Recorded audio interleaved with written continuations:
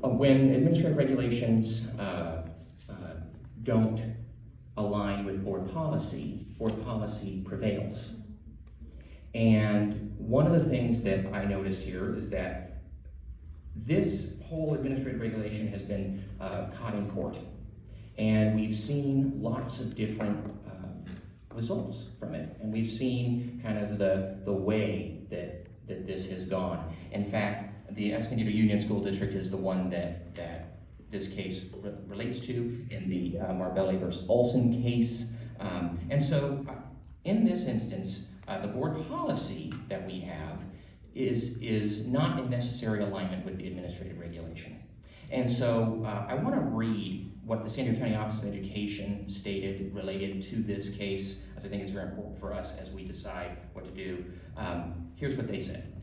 While these lawsuits are pending, we encourage LEAs to review the LUSD order and related case law with their legal counsel, especially where district administration has a similar policy in place or is considering implementing a similar approach. Our AR is the same. So that's the guidance from the County Office of Education. Further in the Escondido case, it was stated that the AR that Escondido has, which again mirrors ours, there's not found in state law, and the FAQs that are cited are not state law. And as a result, that's why the SDCOE is saying you need to review with your legal counsel if you're going to pursue this administrative regulation. So that's one part. The last part is I want to read the conclusion of the report from the judge in this case, and this was his conclusion at the end, and I think it's very important for us to consider this as we move forward. Here is what it said: the school's policy, i.e. the AR, is a trifecta of harm.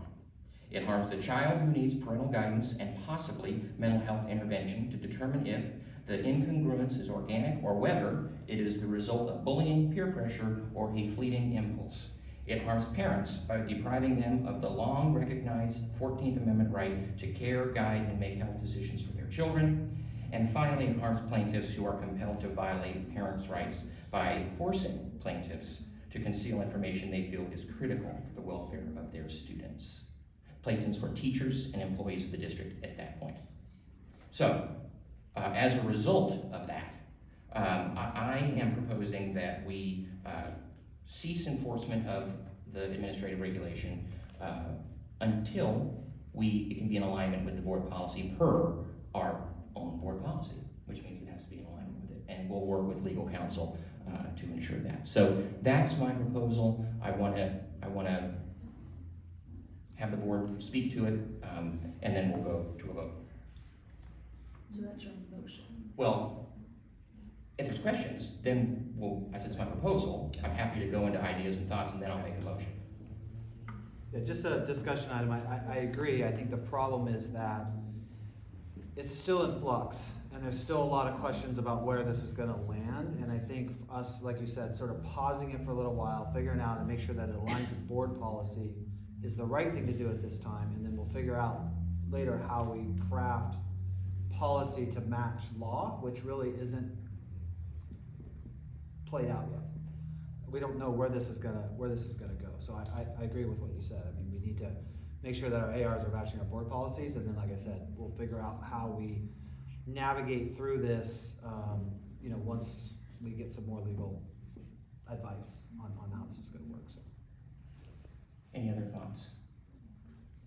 Okay, so I will make a motion to suspend the enforcement of the AR 5145.3 until which time it is corresponding with board policy, and we will work with legal counsel to do that.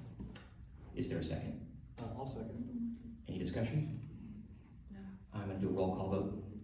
Trustee Bennett? Aye. Trustee Allenson? Aye. Trustee Casper? Vice President Overmoyer? Aye. Myself, aye. The motion passes. Okay.